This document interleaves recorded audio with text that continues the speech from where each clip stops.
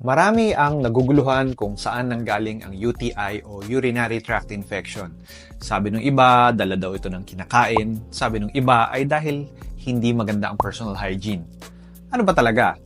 Tara, panoorin nyo ang video na ito at ipapaliwanag ko sa inyo.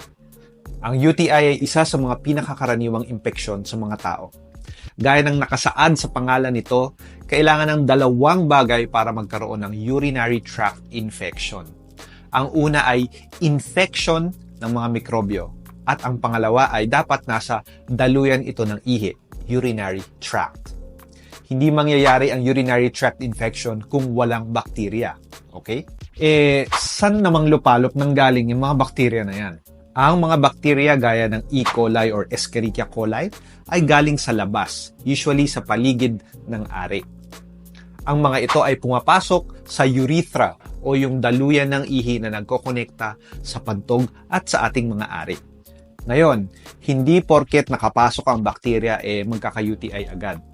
Maraming mga security guard ang ating katawan gaya ng mga neutrophils at iba pang chemicals sa ihi na papatay sa mga party crashers na yan. Nangyayari lang ang infection kung mahina ang immune system mo, may genetic predisposition ka na mas didikit ang bakterya sa iyo, may urinary tract abnormality or pagbabara ng daluyan ng ihi ka, o kung yung bakterya mismo ay magaling umiwas sa immune system.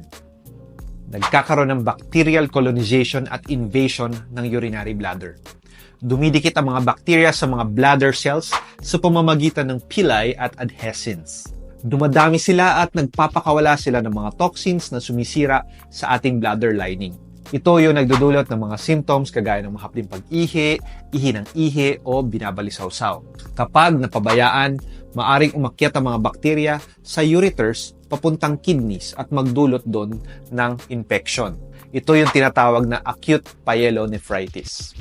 Uulitin ko, ang urinary tract infection ay dahil sa pagdami ng bakterya.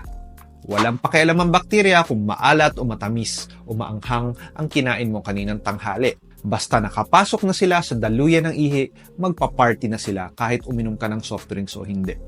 Okay?